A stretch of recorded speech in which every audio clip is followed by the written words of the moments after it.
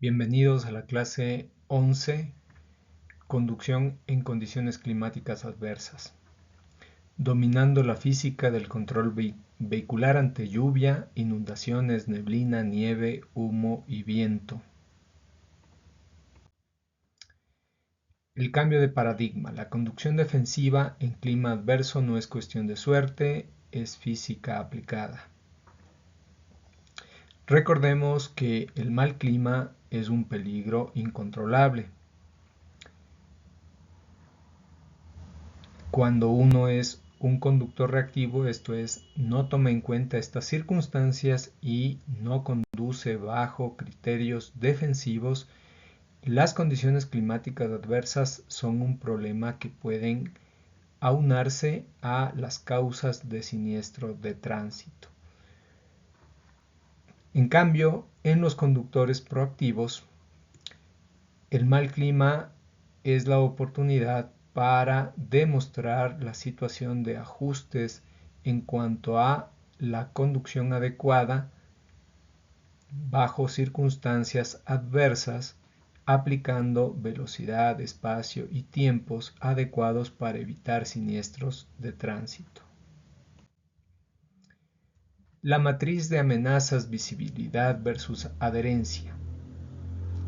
Recordemos que la adherencia y la visibilidad van a afectarse cuando tenemos condiciones climáticas adversas. Por ejemplo, ante nieve o hielo, la situación de adherencia es baja y también la visibilidad va a mantenerse de forma irregular. La neblina y el humo nos dan una adherencia alta, pero en cambio la situación de visibilidad es baja. La lluvia y las inundaciones en una vía van a producir alteraciones en la adherencia, es decir, generan una circunstancia de adherencia no adecuada y asimismo afecta también la visibilidad. El viento genera riesgo de estabilidad, puede haber la circunstancia de adherencia y de visibilidad, pero hay que tomar en cuenta que la estabilidad del vehículo se ve afectada. Cada condición climática ataca a uno o ambos pilares de control. Su respuesta técnica debe enfocarse en neutralizar el ataque específico. La lluvia, el peligro oculto. Los primeros 15 minutos son los más letales. Recuerden que el polvo, el aceite y las primeras gotas generan una capa lodosa extremadamente resbaladiza. En estos casos, obviamente bajo condiciones climáticas adversas como la lluvia, hay que reducir la velocidad inmediatamente, duplicar la distancia que debo guardar frente al vehículo que está adelante y evitar frenados bruscos. Recuerden que la distancia de frenado en seco es mucho menor, es decir, puedo detener el vehículo a una menor distancia, lo contrario a lo que cuando está en condiciones climáticas de lluvia, la distancia de frenado es mayor. La física del aquaplaning hidroplaneo. Cuando la velocidad supera la capacidad de evacuación del neumático mínimo legal. Recordemos que la banda de rodadura, la situación reglamentaria para que este neumático esté en condiciones óptimas tiene que ser de 1.6 milímetros, es decir, el ancho de esta rodadura o el espesor de esta rodadura debe guardar específicamente este espesor, ¿no? De 1,6 milímetros. Cuando la velocidad es baja, la evacuación va a ser óptima. Esto es, el neumático no va a tener riesgo de hidroplaneamiento. La velocidad media podríamos estar llegando a una situación límite de ese neumático respecto a la adherencia que va a tener frente al asfalto. Y puede darse formación de cuñas de agua. En cambio, si la velocidad es alta, la evacuación del agua va a ser fallida y genera peligros como la situación de cero tracción, es decir, pérdida total del contacto entre el neumático y el asfalto. ¿Cómo recuperar el control? Levanta el pie del acelerador, no frenes, mantén el volante firme en la dirección de la vía, sujetar con fuerza el volante, ¿no? Y esperar a que el peso del vehículo vaya deteniendo la marcha del mismo de forma paulatina. Calzadas inundadas, protocolo de cruce. Evaluación. Nunca cruce si el agua supera el nivel del tubo de escape o el centro de la rueda. Al momento de pasar por dichos lugares o realizar el tránsito, utilice marcha corta, esto es primera, y mantenga las revoluciones por minuto altas y constantes para evitar que el agua ingrese al motor. Y por último, una vez superada este tramo de la vía, la recuperación al salir pise ligeramente el freno para de esa manera imprimir calor y que el mismo se seque de la humedad que le produjo la situación de pasar por ese sitio. La neblina, la ilusión de la distancia. El efecto túnel. La niebla no solo oculta, sino que también distorsiona la percepción de profundidad y velocidad, estrechando el campo visual útil. Recordemos que la neblina nos da una falsa sensación de seguridad y tendencia inconsciente a acelerar. Aquí podemos ver en esta lámina cómo se representa el efecto de túnel. Esto es, nos reduce la situación de la visibilidad en la vía. Acción táctica. Utilice las marcas viales longitudinales de borde derecho como guía visual para seguir la conducción. A estas de aquí se refiere esta lámina, es decir, estas líneas longitudinales tienen pinturas especiales y son reflectivas ante la luz y por lo tanto se van a demarcar y nos van a permitir ver la situación vial. Contraste óptico, rompiendo el muro blanco. Incorrecto usar luces altas ante las situaciones de neblina porque las gotas de agua o partículas de humo actúan como espejos y ciegan al conductor. Lo correcto es tener las luces bajas y antiniebla que cortan por debajo la bruma y hacen visible el vehículo a los conductores que están circulando por la vía contraria. El humo, el muro impredecible. A diferencia de la neblina, el humo aparece de golpe y suele ocultar obstáculos físicos o fuego.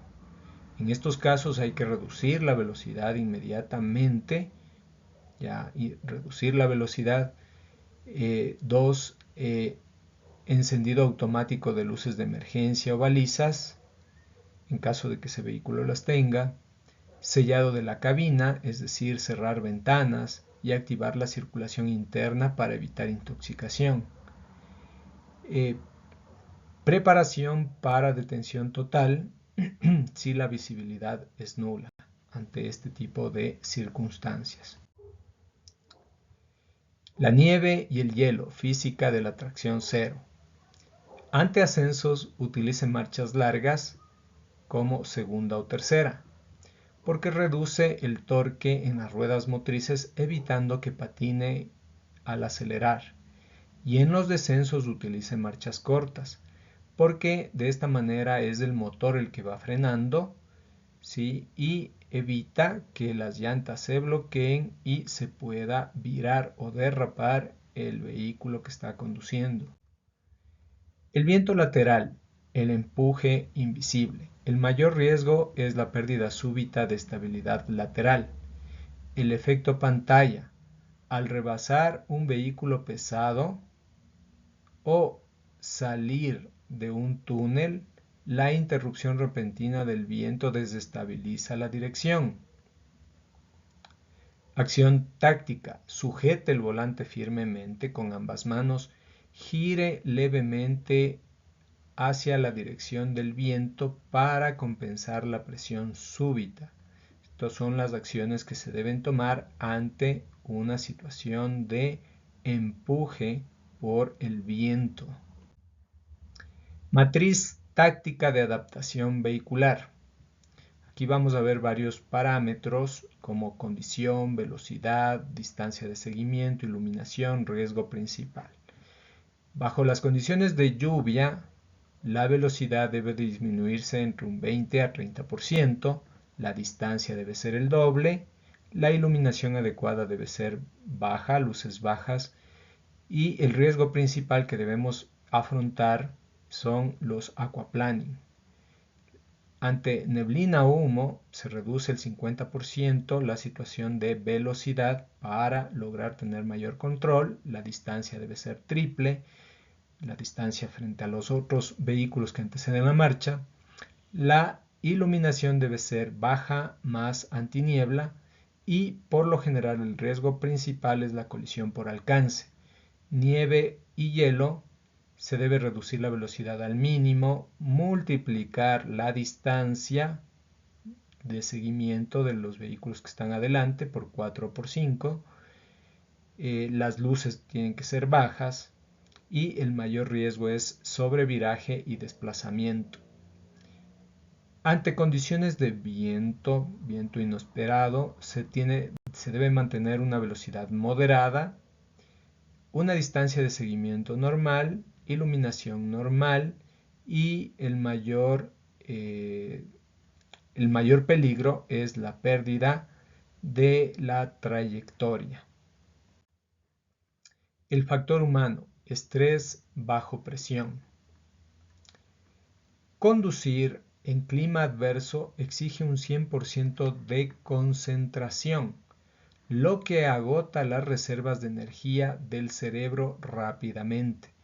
Es decir, las circunstancias climáticas adversas generan carga cognitiva. El cerebro procesa amenazas constantes, genera ansiedad y fatiga al momento de decidir, van a influir estas circunstancias. También va a generarse fatiga visual, es decir, se debe forzar la vista porque hay baja visibilidad y obviamente esto va a reducir la situación de reacción frente a situaciones que puedan sobrevenir en la vía.